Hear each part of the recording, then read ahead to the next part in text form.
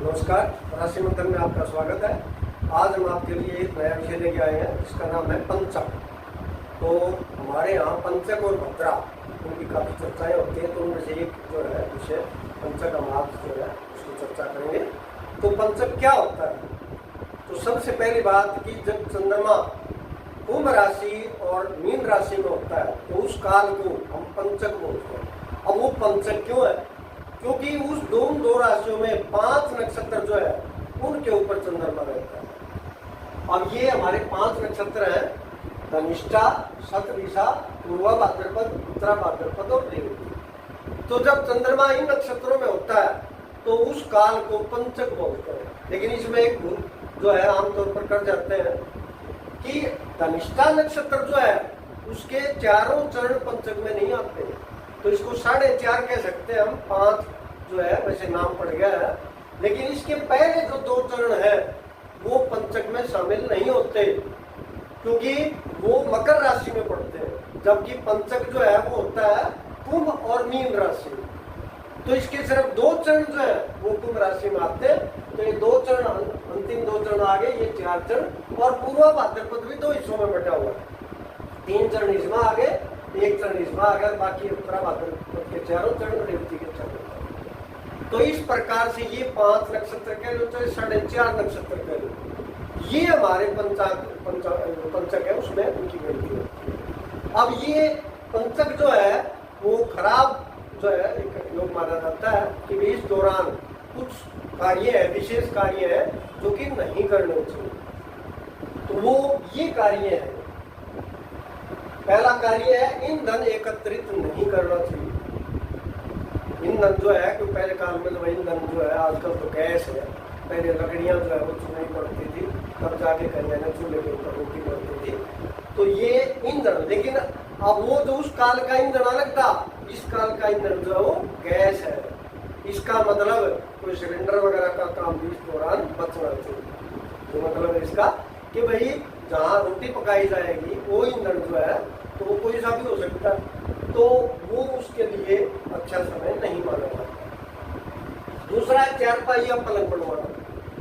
तो मोटे तौर पर हम ये कह देते हैं कि भाई ये लकड़ी का काम होता है, लेकिन आमतौर पर ये 2 चीजें हैं, जैसे 4 पहिया पलंग यानी सोने की कोई चीज जो है वो बनवाना इस दौरान अच्छा नहीं माना जाता, शुभ नहीं माना जाता। तीसरा है छत या छप्पर डालना।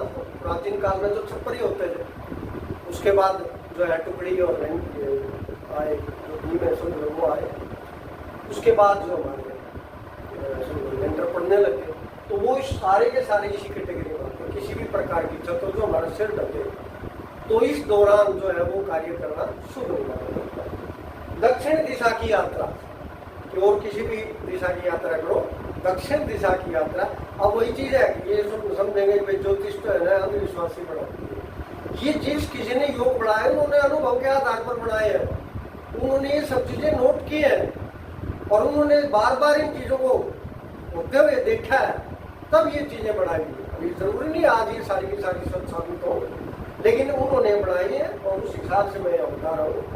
फिर है दाह संस्कार। अब ये बड़ी अजीब बात है क्योंकि ये टाला ही नहीं जा सकता है। भाई 5 दिन है, अगर किसी की मृत्यु होगी तो दाह संस्कार तो होगा ही। तो यहाँ जो है ये दाह संस्कार उन्होंने ये कहा कि भाई टालना चाहिए। तो आजकल तो फिर भी बर्फ का कोई सिस्टम है, उस दौरान तो टाला ही नहीं जा सकता।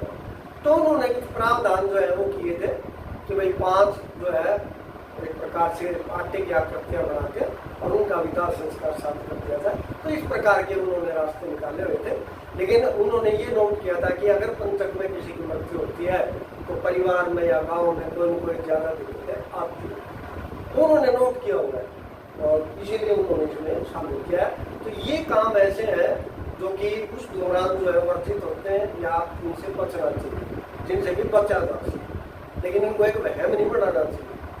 अब ये 7 प्रकार के इनके नाम है कि भाई पंचक का जो पहला दिन है यानी धनिष्ठा नक्षत्र का 3रे चरण में कब प्रवेश किया चंद्रमा ने? सोमवार को किया, मंगलवार को किया, बुधवार को किया। और ये भी ध्यान रखना है कि हमारे सोमवार मंगलवार रात को 12 बजे नहीं बदलते हमारी ज्योतिष के, वो सूर्योदय से सूर्योदय तक चलते हैं। तो रात को 1 बजे भी है तो वो वही बार रहेगा जो उस दिन में था। तो यहाँ पर रविवार से अगर ये आरंभ होता करता है पंचक, यानी धनिष्ठा तीसरे चरण में प्रवेश करता है, चंद्रमा तीसरे चरण में प्रवेश करता है धनिष्ठा के, तो रोग पंचक को कहलाता है। इस दौरान रोग बढ़ेंगे, 5 दिन तक रोग जो है उनका दौर चलेगा। फिर सोमवार से अगर आरंभ हो रहा है तो राज पंचक, ये नेताओं के लिए बहुत अच्छा होगा भाई। ये 5 दिन जो है बहुत अच्छे माने जाते हैं, यानी ये शुभ है। ये जो हरे महीने लग रखे हैं ये शुभ है, और ये बाकी जो है ये अशुभ है। लेकिन इसका ये मतलब नहीं है कि ये काम भी कर सकता है। इस दौरान ये जो है बाकियों के लिए तो ये तो है ही, और काम से भी बचना चाहिए। लेकिन इसमें ये है कि ये इसके लिए इनके लिए अच्छा समय होता है, जो भी राज्य से रिलेटेड है, सरकार से रिलेटेड है, उनके लिए बाकी जो चीज़ों के लिए समय अच्छा होता है। मंगलवार को अग्नि पंचक, इस दौरान आग बहुत जलती है, अग्निकांड जो है वो बहुत ज़्यादा मात्रा में होते हैं। बुधवार ये शुभ है, गुरुवार भी शुभ है, तो इनको कोई ज़्यादा चिंता की बात नहीं। शुक्रवार चोर पंचक, तो इस दौरान चोरियां बहुत होती हैं। अगर कोई पंचक शुक्रवार को हुआ है तो उस दौरान चोरियां बहुत होती हैं। और फिर शनिवार मृत्यु पंचक, कई बार देखा है जैसे भाई गाँव में या शहर में भाई मौतें लगातार चलती रहती है, तो वो माना जाता है कि अगर पंचक शनिवार को लगे है तो उस दौरान गाँव में या शहर में जो भी वहाँ मौतें ज़्यादा होती हैं, इसलिए उसका मृत्यु पंचक नाम दिया जाता है। तो ये मैंने बताया आपको, पंचक जो है ये होते हैं। और मुख्य तौर पर ये याद रखने की बात है कि धनिष्ठा नक्षत्र पूरा नहीं होता, उसके